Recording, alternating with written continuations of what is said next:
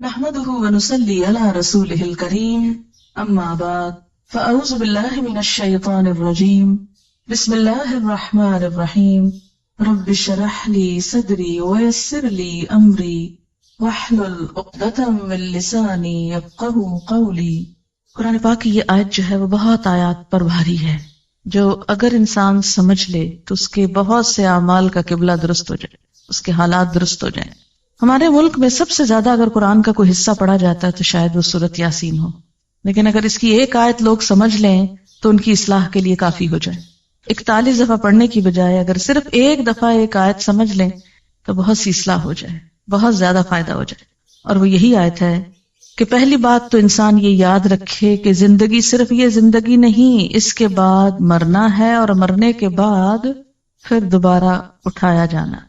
انا نحن نحیی الموتى، موتا کس کی جمع ہے؟ میت کی۔ ساری میتوں کو پھر اٹھائیں گے، سب مرنے والوں کو زندہ کریں گے، اور سب مرنے والے اپنے پیچھے جو آثار چھوڑ کے جا رہے ہیں اور زندگی میں جو کر کے جا رہے ہیں وہ سب بھی ہم لکھ رہے ہیں، اور ایسی کتاب میں لکھ رہے ہیں جو بالکل صاف ستھری واضح، جس کا ہر لفظ اور ہر لائن پڑھی جاتی ہے۔ یہاں پر جو اعمال نامہ ہے اس کی تھوڑی سی وضاحت ملتی ہے۔ اعمال نامہ مشتمل ہے دو چیزوں پر، نمبر 1 ما قدموا پر، اور نمبر 2 آثارہم پر۔ قدموا کیا ہے؟ جو ہم نے اب کیا، فرشتوں نے اس کو لکھ لیا۔ ہر روز انسان کا نامہ اعمال اللہ کے حضور اٹھتا ہے، چڑھتا ہے۔ فجر کی نماز اور عصر کی نماز میں فرشتے تبدیل ہوتے ہیں، جیسے کہ صحیح حدیث سے ہمیں پتہ چلتا ہے۔ جو کچھ انسان کرتا ہے وہ ساتھ لے جاتے ہیں، یا نہیں چھوڑ کے جاتے۔ دن بھر کی جو سیل ہوتی ہے، وہ جو کاروبار ہوتا ہے انسان کا، اس کی ساری رپورٹ لے جاتے ہیں اللہ کے حضور۔ یہ کمایا ہے تیرے بندے نے آج، یہ کیا ہو گیا؟ قدمو، وہ تو چلا گیا، لیکن کچھ چیزیں بعد میں بھی باقی رہتی۔ وہ دو طرح کی، ایک تو وقتی اثرات جو انسان کے اپنے مثلاً ہاتھوں کے نشان ہیں۔ آپ نے کوئی چیز پکڑی، مثلاً میں نے اگر اس کتاب کو پکڑا، اٹھایا، یہاں لائی، تو اس پر جو میرے ہاتھ لگے، فنگر پرنٹس لگی، جو نشان لگے، وہ سب بھی ریکارڈ ہوتے ہیں۔ یہ گواہی دیں گے قیامت کے دن، یہ کتابیں، مجھ کو پکڑتا تھا یہ شخص، مجھے کھولتا تھا، مجھے دیکھتا تھا۔ زمین پر جو چلتے ہیں تو قدم کے جو نشان ہوتے ہیں وہ بھی جمع ہوتے ہیں، جتنے قدم چل کے یہاں آپ پہنچی وہ بھی لکھ لیے گئے۔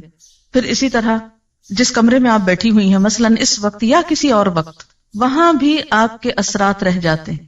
اثرات کو سمجھنے کے لیے ایک چھوٹی سی مثال دوں گی۔ کبھی آپ نے فضا میں ایک طیارہ اڑتا ہوا دیکھا ہو جس کے پیچھے اس کا دھواں رہ جاتا ہو؟ دیکھا کبھی؟ وہ ایک جیٹ ہوتا ہے یا معلوم نہیں کیا ہوتا ہے، جب وہ گزرتا ہے تو پیچھے ایسے لکیر پڑ جاتی ہے جیسے وہ ایک پتلی سی لکیر ہو بادل کی، حالانکہ وہ کیا ہوتا ہے؟ دھواں۔ اچھا، اب آپ دیکھیے کہ زمین جس پہ ہم موجود ہیں، کیا یہ ایک جگہ رکھی ہوئی ہے؟ کہاں پر ہے یہ؟ کیا کر رہی ہے زمین؟ گھوم رہی۔ اس کی دوہری حرکت ہے، وہ سورج کے گرد گھوم رہی ہے اپنے سولر سسٹم کے اندر، پھر سورج بھی گھوم رہا ہے سارے سسٹم کو لے کے، کس کے گرد؟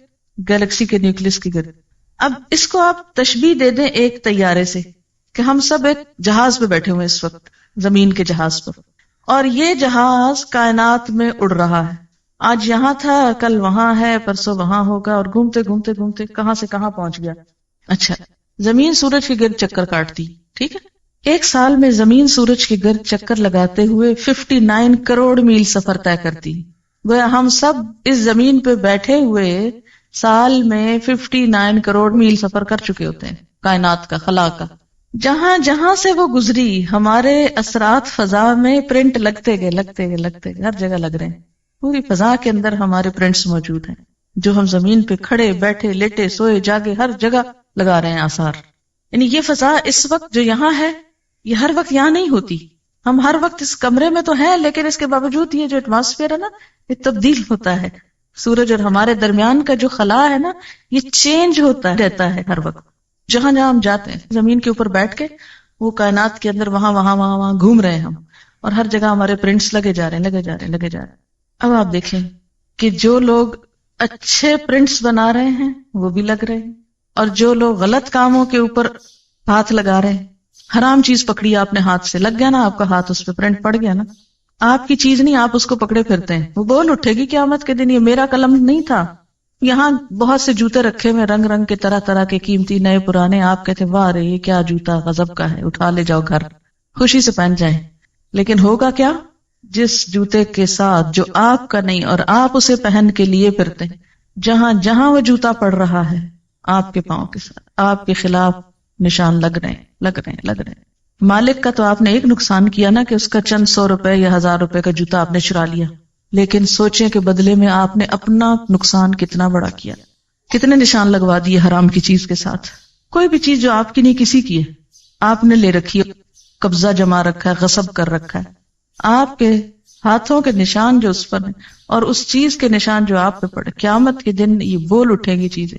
آپ صلی اللہ علیہ وسلم فرمایا تھا نا کہ کوئی قیامت کے دن اس حال میں نہ آئے کہ اس کے کندھے کے اوپر ایک بکری لدی اور ممیا رہی ہو اور گھوڑا ہو ننا رہا ہو اور یہ کہ یا رسول اللہ میری مدد کیجئے، تو میں مدد نہیں کروں گا، میں آج بتا کے جا رہا ہوں کہ کسی کا ناحق مال مت چرانا.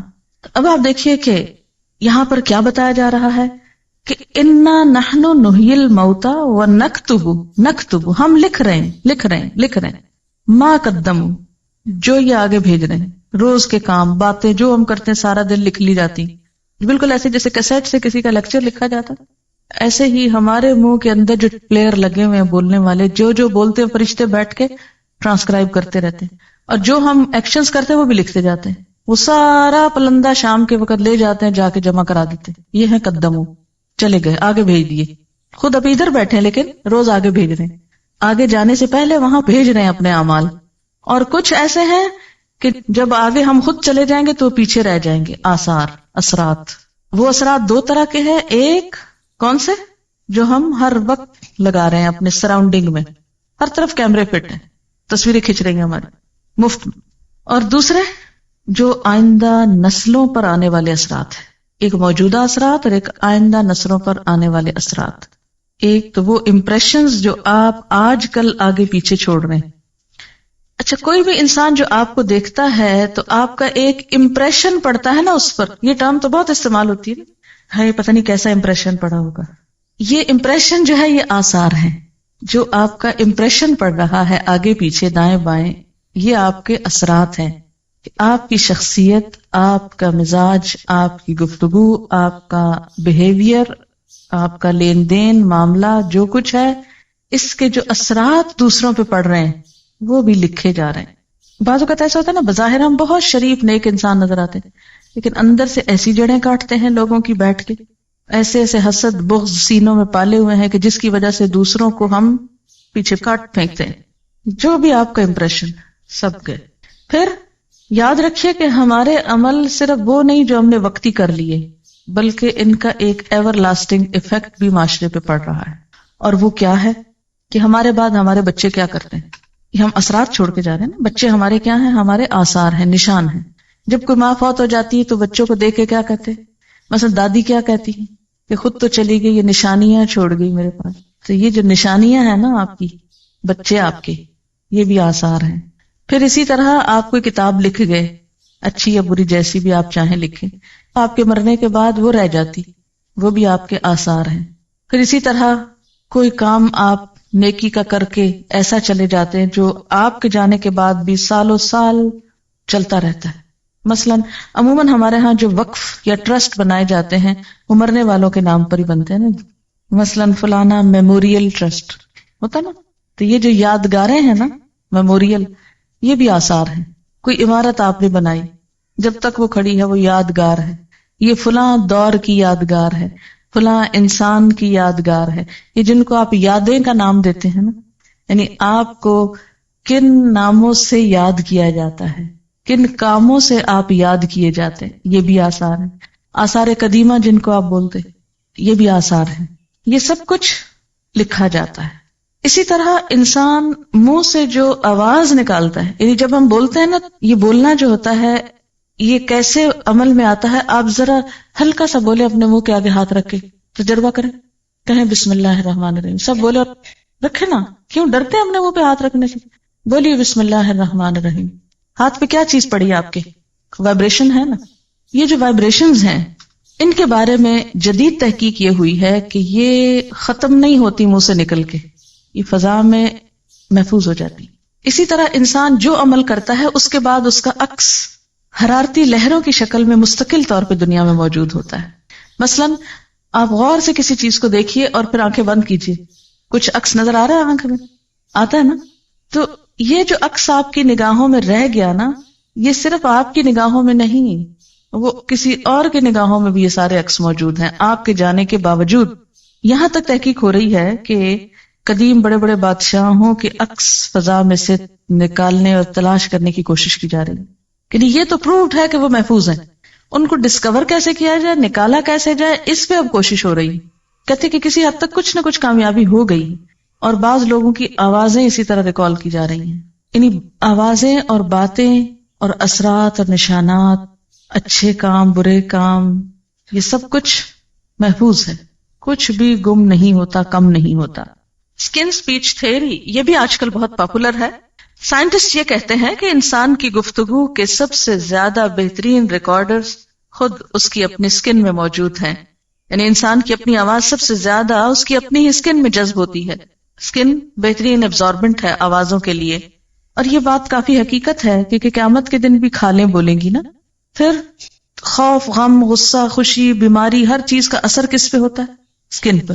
کہتے ہیں کہ آواز بھی جذب کرتی ہے اسکن. اب ایسے آلات کی تیاری کی جا رہی ہے کہ جس سے اسکن کو بلوایا جا سکے، یعنی اس سے ریپروڈیوس کی جائے آواز، وہ جو آپ کی وہاں جا چکی ہے اندر. جیسے کسی کیسٹ پلیئر کے اندر ایک بٹن سے کیا ہوتا ہے، ریکارڈنگ ہوتی ہے. دو ساتھ ساتھ ہی ہوتے ہیں نا سرخ سفید، دونوں دبائیں تو ریکارڈنگ ہو گئی، ایک چلائیں تو کیا ہوا، ریورس کر کے پلے ہو گئی. تو اب وہ کہتے ہیں کہ ریکارڈنگ تو ہوئی بھی ہے یہاں ساری اندر. وہ آلہ ڈھونڈ رہے ہیں یا وہ چیز ایجاد کر رہے ہیں. کہتے ہیں کہ ایسا آلہ تو ایجاد ہو گیا کہ جو مجرم کے ساتھ لگا دیا جائے تو جب وہ جھوٹ بولتا ہے تو فوراً پتہ چل جاتا ہے، یعنی اس کی حرکت مختلف ہوتی ہے، سچ بولنے میں مختلف ہوتی ہے. تو جھوٹ سے جسم کے اندر جو ایک خوف پیدا ہوتا ہے، اس خوف کا ECG کی طرح پرنٹ لے آتا ہے اس کا. اب یہ اثرات تولے جائیں گے. آپ کی زندگی میں آپ کا امپریشن کیسے پڑا دوسرے لوگوں پر، وہ آپ کی وجہ سے دین کے کتنے قریب آئے اور دین سے کتنے بھاگ گئے. آپ کو دیکھ کر کتنے لوگوں کو خدا یاد آیا اور کتنوں کو شیطان یاد آیا. آپ کو دیکھ کر کتنے لوگ دین کی طرف آئے اور کتنے لوگ بہت دور چلے گئے. آپ کے ہاتھوں نے جو کچھ بنایا، جو کام کیے، جو آرٹ، جو اسکل، جو فن، جو ہنر، جس چیز میں آپ نے استعمال کیا، اس سے اللہ تعالیٰ کتنے راضی ہوئے اور کتنے اس کی ناراضگی کے کام ہوئے. آپ کی تحریر، آپ کی گفتگو سے کیا اثرات مرتب ہوئے، آئندہ نسلوں پر کیا اثر پڑا، سب آثار.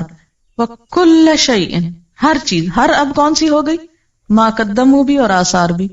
احصیناہ، ہم نے اس کو گن رکھا ہے، گھیر رکھا ہے، شمار کر رکھا ہے. فی امام مبین، ایک کھلی کتاب میں. مبین کا ایک معنی روشن بھی ہوتا ہے نا، کہ نہیں؟ آج کل کا پیپر کاغذ ہی نہیں رہا، روشن اسکرین بھی ہو گئی ہے نا، لائٹ والی کمپیوٹر کی. امام مبین، مبین روشن. تو دنیا میں انسان نے خود ہی روشن شیٹ بنا لی ہے. اللہ کے ہاں تو معلوم نہیں اور کیا لیٹسٹ چیزیں ہوگی، کیونکہ جب وہ روشن ہوتی ہے نا وہ اسکرین تو اس پر کچھ اور نظر آتا ہے. جب وہ ڈارک ہو جاتی ہے، روشنی ختم ہو جاتی ہے، تو لکھا ہوا بھی نظر نہیں آتا، سب کچھ چھپ جاتا ہے.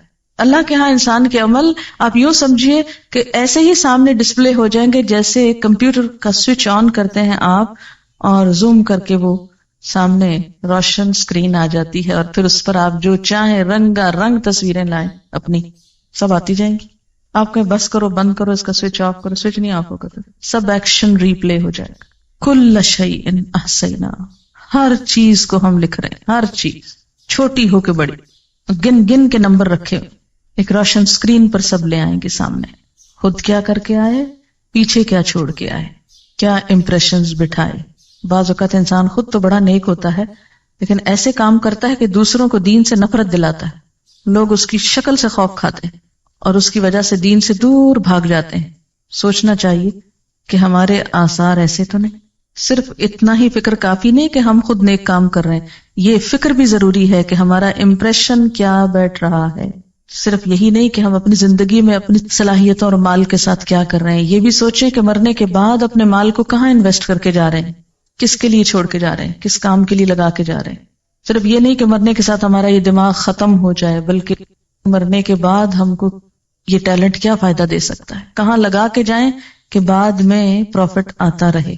اور ایسا نہ ہو کہ ایسے غلط کام کر کے چھوڑ جائیں کہ اصل کو بھی ڈبو دے وہ. یعنی مثلاً آپ کی اپنی نمازیں پوری ہیں، روزے پورے ہیں، لیکن کچھ ایسے کام کر دیے ہیں کہ وہ سب کو دھو ڈالیں نماز اور روزوں کو. جیسے اوور فلو کر جاتی ہے نا چیز، سیلاب جب آتا ہے سب چیزوں تباہ کر جاتا ہے نا. پھر ایسا نہ ہو کہ کچھ غلطیاں اس طرح کی اوور فلو کر جائیں، نماز روزے کی سب دیواریں بیچ میں ڈھہ جائیں. تو جہاں اچھے کام کرنا ضروری ہے وہاں ایسے کاموں سے بچنا بھی ضروری ہے کہ جو انسان کی نیکیوں کو برباد کرنے والے، مثلا ریاکاری ہے، فریب کاری ہے، منافقت ہے، اور بہت سی چیزیں. کتنی دفعہ ہم نے اس اینگل سے سورت یاسین پڑھی، مبینوں تک پڑھتے ہیں، چھاپ چھاپ کے گلیوں بازاروں میں بیچتے ہیں، کچھ سمجھتے نہیں کہ کہہ کیا رہی ہے. اب دیکھیں کہ بسا اوقات کیا ہوتا ہے کہ ویسے ہم کو اپنے آپ کی کچھ خبر نہیں ہوتی، ہم ہر وقت دوسروں کے ایپ دیکھتے رہتے ہیں نا، فلاں ایسے لگ رہا ہے، فلاں ایسا کرتا ہے، ویسا کرتا ہے، اس کو یہ نہیں کرنا چاہیے، اس کو ایسا نہیں ہونا چاہیے. لیکن کبھی اپنی ہی مووی دیکھنی پڑ جائے، اپنی ہی تصویر دیکھنی پڑ جائے تو کس قدر بری لگتی ہے. ہم ایسی حرکت نہ کرتے، ہم ایسا ایکشن نہ کرتے. مووی میں تو صرف ظاہر نظر آتا ہے نا، اور وہاں تو ظاہر کے ساتھ اندر کی تصویریں بھی نکال کے باہر رکھ دی جائیں گی. وَحُصِّلَ مَا فِي الصُّدُورِ، وہ سب حاصل کر لیا جائے گا جو سینوں کے اندر محفوظ ہے. انسان کے خیالات کو مجسم شکل میں، جیسے اب بھی ہم اپنے آئیڈیاز ٹرانسکرائب کرتے ہیں، رائٹ کرتے ہیں، ایسے ہی انسان کی تھنکنگ، آئیڈیاز، نیتیں، سوچیں، ویژن سب لکھ کر سامنے آ جائے گا، پرسونیفیکیشن ہو جائے گی. ایک ہوتی ہے نا مارکنگ اور ایک ہوتی ہے نیگیٹو مارکنگ. تو نیگیٹو مارکنگ جو ہوتی ہے وہ بہت خطرناک ہوتی ہے. تو یوں محسوس ہوتا ہے کہ جیسے آخرت میں اس قسم کی مارکنگ ہونے والی ہے.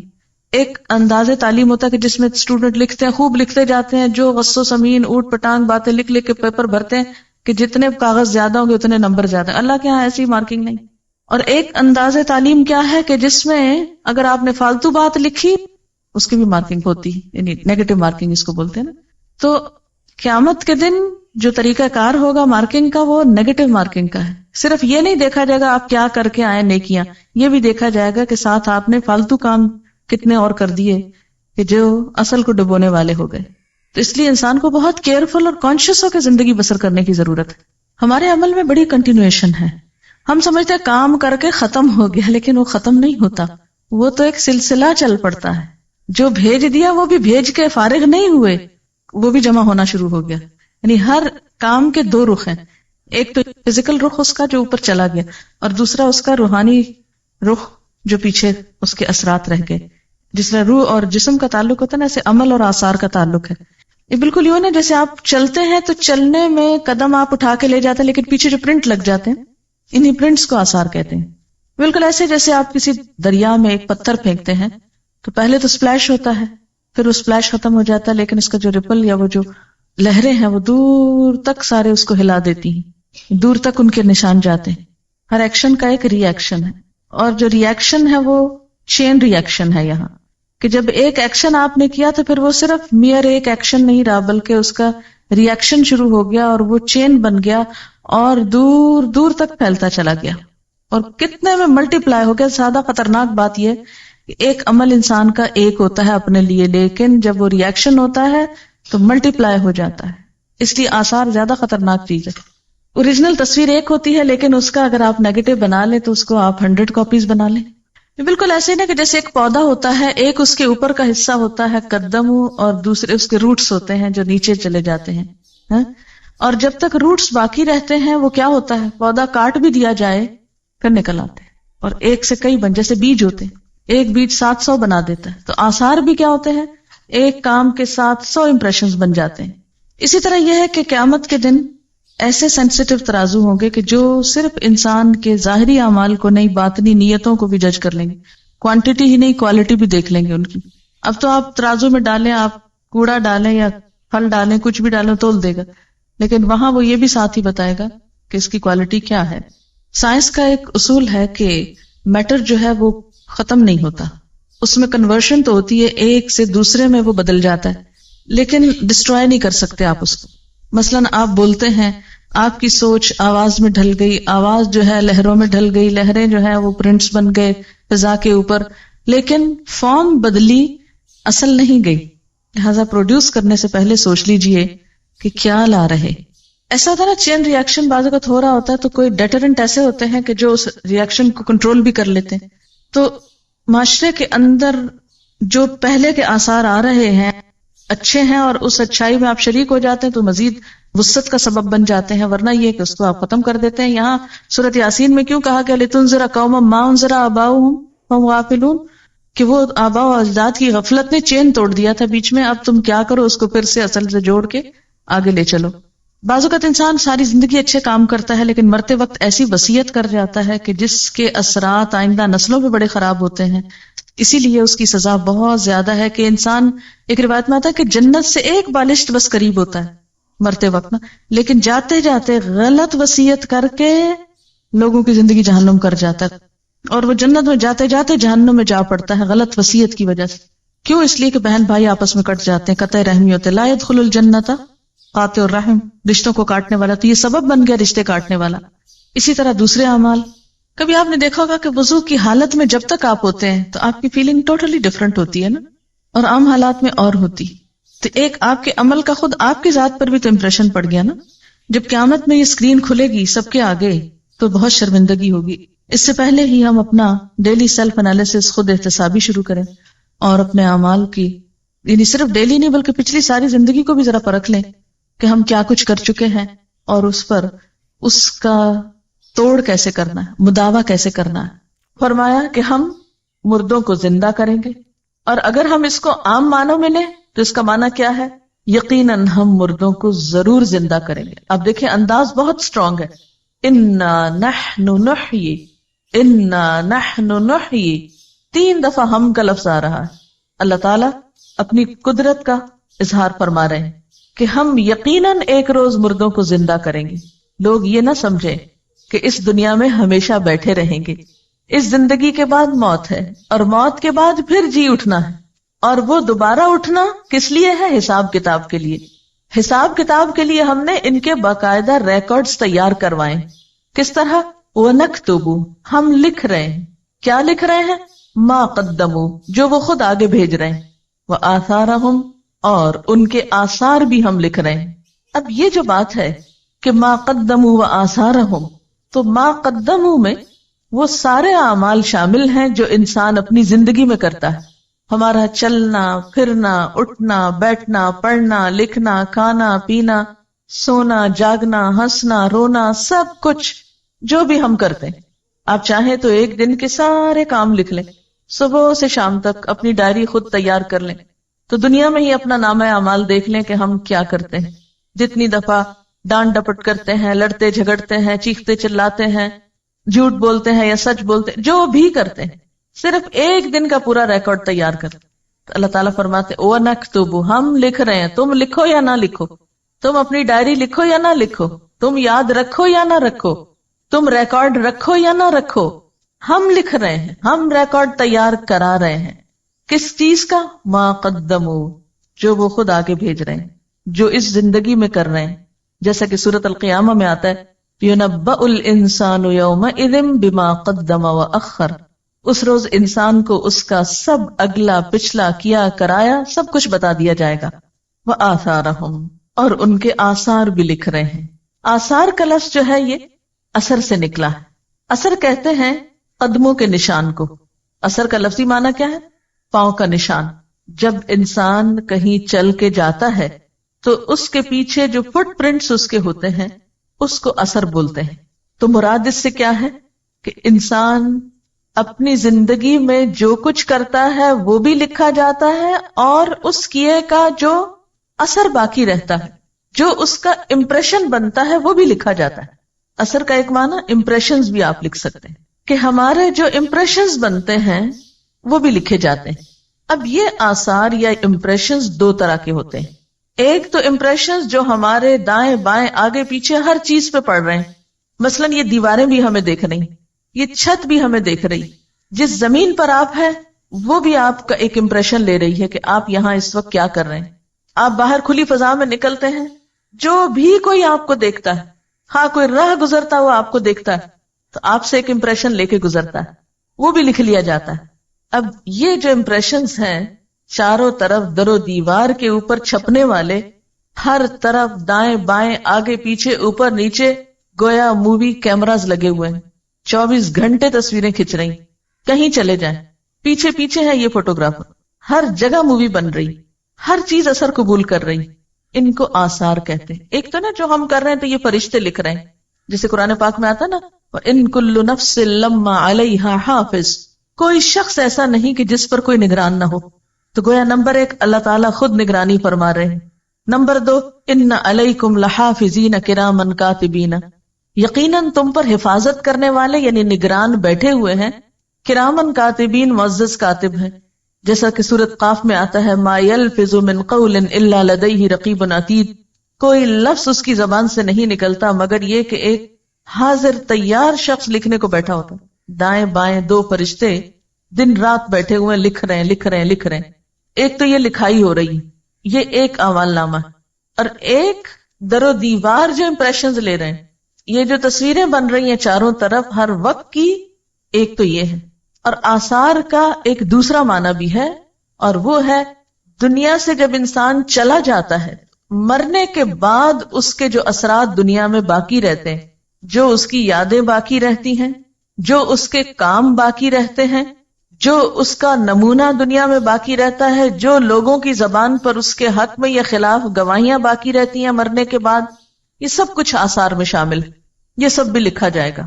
گویا نامہ اعمال صرف ان اعمال پر مبنی نہیں جو ایک انسان اپنی زندگی میں کرتا ہے یا جو فرشتے لکھ لیتے ہیں، بلکہ زمین و آسمان کی، دائیں بائیں کی اور لوگوں کی گواہی بھی لی جائے گی.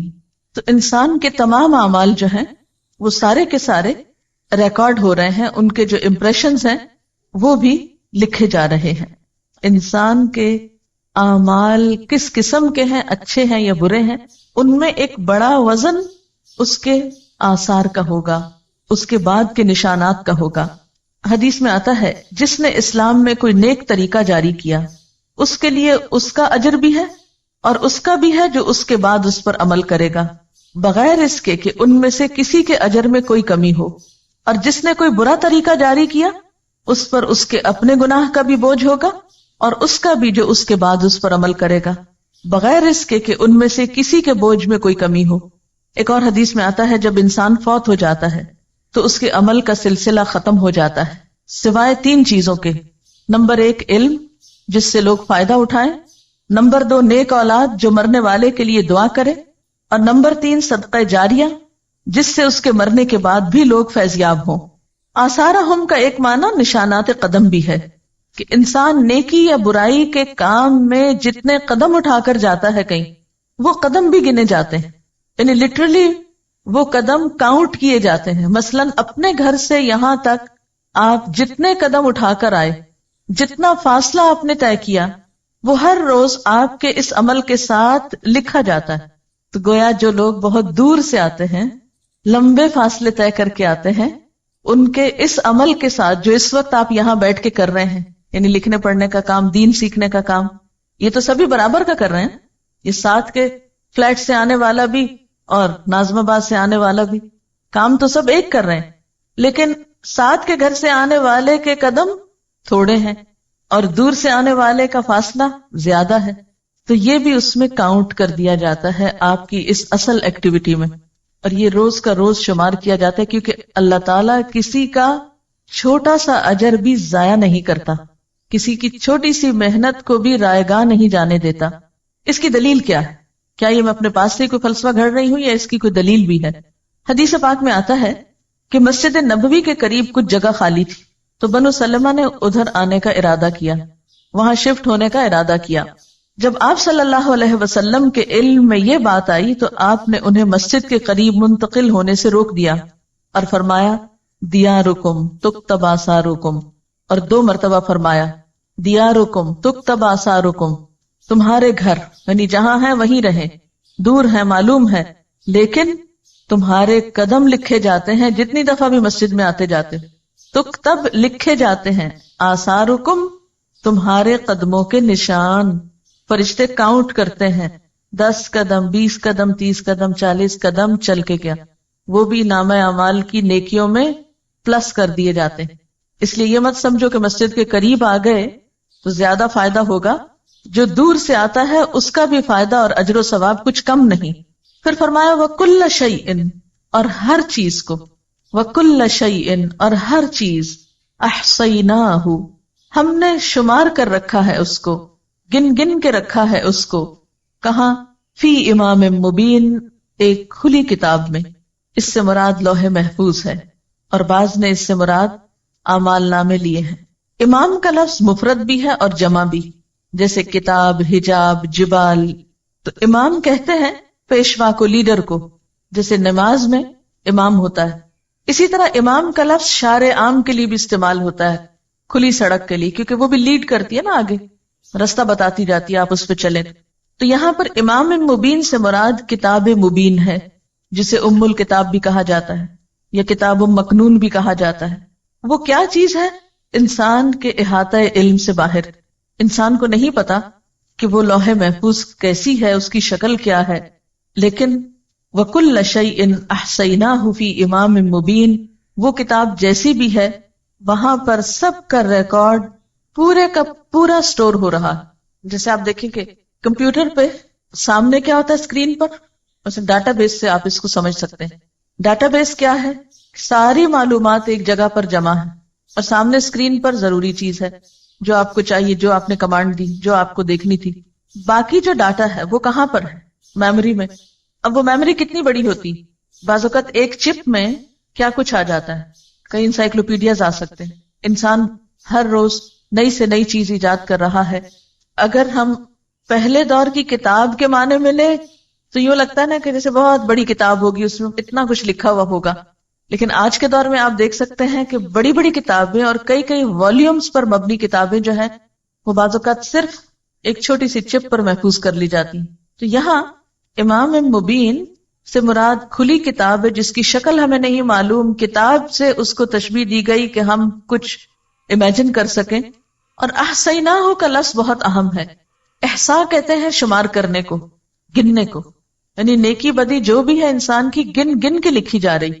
مثلا ایک لکھنے والا ایک کتاب لکھتا ہے، لیکن جب پرنٹ ہوتی ہے تو کتنی تعداد میں ہو سکتی ہے؟ 1000 کی تعداد میں بھی ہو سکتی ہے، 1,00,000 کی تعداد میں بھی ہو سکتی. بالکل ایک انسان کا ایک عمل 1,00,000 بھی پرنٹ ہو سکتے ہیں اس کے، اور 100 بھی ہو سکتے ہیں، کیونکہ فٹ پرنٹس جو ہیں بیسیکلی آثار پرنٹس کے لیے استعمال ہو رہا ہے. آپ نے ایک اچھا کام کیا، اللہ تعالیٰ کے ہاں 10 گنا 700 گنا تک اس کا اجر لکھا جاتا ہے، 700 گنا تک ملٹیپلائی ہوتا ہے. لیکن یہ بھی ہو سکتا ہے کہ ایک کام کئی لاکھ گنا بھی ملٹیپلائی ہو جائے. ڈپینڈ کرتا ہے کہ اثرات کہاں کہاں تک پہنچے ہیں.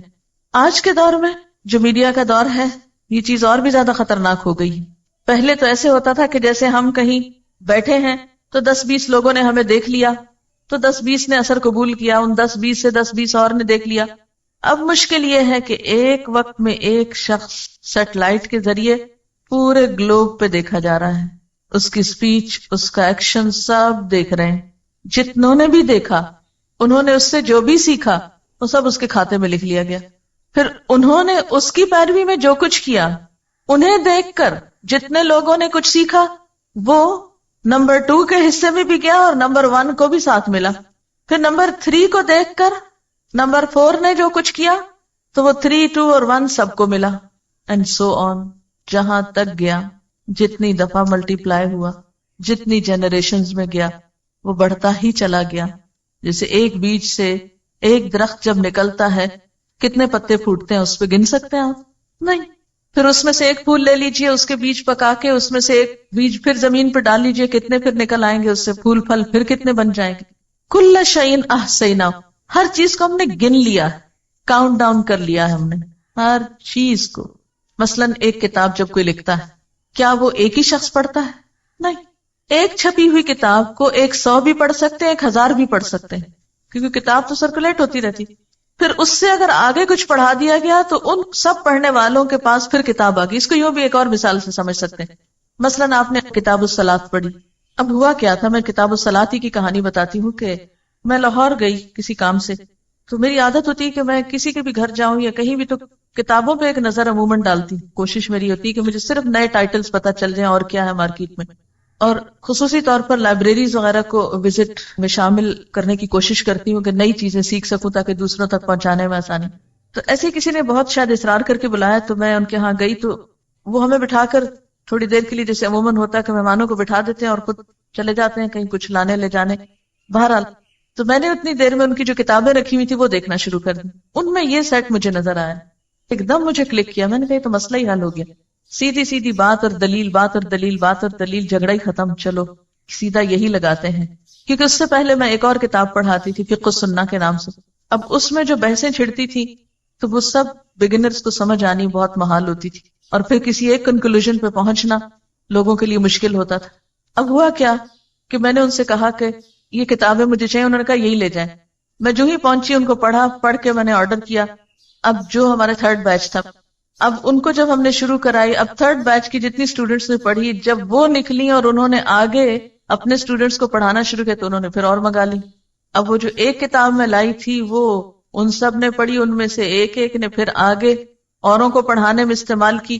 پھر ہر سال یہی ہوتا رہا. اب آپ نے مثلاً یہ پڑھی ہے یا عقیدے کی پڑھی یا کوئی دعاؤں کا کارڈ پڑھا یا کچھ آپ نے خود پڑھا, جب آپ کسی کو سکھانے بیٹھیں گے تو آپ کے لیے بھی کنوینئنٹ ہوگا, بجائے اس کے کہ اور کہاں جا کے ڈھونڈیں کیا ٹھیک ہے کیا نہیں. جو ہم نے پڑھا ہے ہمیں معلوم ہے, ہم آگے اسی سے پڑھا دیتے ہیں. اب کیا ہوا, وہ آپ میں سے ایک نے 10 کو پڑھایا تو 10 اور کتابیں آگے پھیل گئی. اب آپ خود سوچیں کہ وہ ایک سلسلہ کہاں تک گیا. میں تو گنتی نہیں کر سکتی, میں تو نہیں گن سکتی کہ اب تک الہدا نے یہ کتابیں کتنی تعداد میں منگوائی, یا الہدا سے نکلی اسٹوڈنٹس نے آگے کتنی تعداد میں. میرے پاس کوئی اسٹیٹسٹکس نہیں, لیکن کل شیء احصیناہ, ہر چیز کو ہم نے گن رکھا ہے, ہم نے لکھ رکھا ہے, شمار کر رکھا ہے, کاؤنٹ کر رکھا ہے, اور کاؤنٹ کر کے کھلی کتاب میں ریکارڈ کر دیا ہے کہ اس شخص نے نیکی کی فلاں چیز اتنی تعداد میں پھیلا دی تھی. اب کوئی بھی چیز جب ہم آگے سرکولیٹ کرنے لگتے ہیں, آگے دینے لگتے ہیں, آگے پہنچانے لگتے ہیں, تو ہمیں بہت زیادہ میک شور کر لینا چاہیے کہ اس بات کی حقیقت کیا ہے. ایسا نہ ہو غلط بات پہنچا دیں اور پھر وہ ایسی پھیلے کہ ہمارے اصل اعمال تو بےچارے کہیں نیچے ہی جا دبے اور وہ سارا اوپر چھا جائے. اسی لیے سنی سنائی باتیں آگے نہیں پہنچانی چاہیے. کسی انسان کے جھوٹا ہونے کے لیے اتنا ہی کافی ہے کہ ہر سنی سنائی بات کو آگے پہنچا دے. اس سے کیا ہوتا ہے, جھوٹ پھیل جاتا ہے, کسی شخص کی عزت برباد ہوتی ہے. سکینڈلز عام طور پہ معاشرے میں کیسے پھیلتے ہیں, سکینڈلز کے منتشر ہونے کی کیا وجہ ہوتی ہے, کیونکہ لوگوں کو بھی جھوٹی خبریں سننا پسند ہوتی ہیں. اس لیے زندگی بہت ہی احتیاط سے سوچ سمجھ کے گزارنے کی چیز ہے. اسی کا نام تقویٰ ہے. پھونک پھونک کے قدم رکھنے کا نام تقویٰ ہے. حضرت عمر رضی اللہ تعالیٰ عنہ نے جب کعب بن احبار سے پوچھا تھا کہ تقویٰ کیا ہے, تو انہوں نے کہا کبھی کسی کانٹے والے جنگل سے گزرے ہو؟ کہا ہاں گزرا ہوں. پوچھا کیسے گزرے؟ کہا اپنے آپ کو سمیٹ کے دامن بچا کے کہ کسی چیز سے الجھ کر دامن نہ پھاڑ بیٹھوں. کبھی آپ اگر کسی ایسی زمین پر گئے ہو جہاں پاؤں میں کانٹا چبھ جائے, کیا ہوتا ہے پھر کانٹا چبھنے کے بعد؟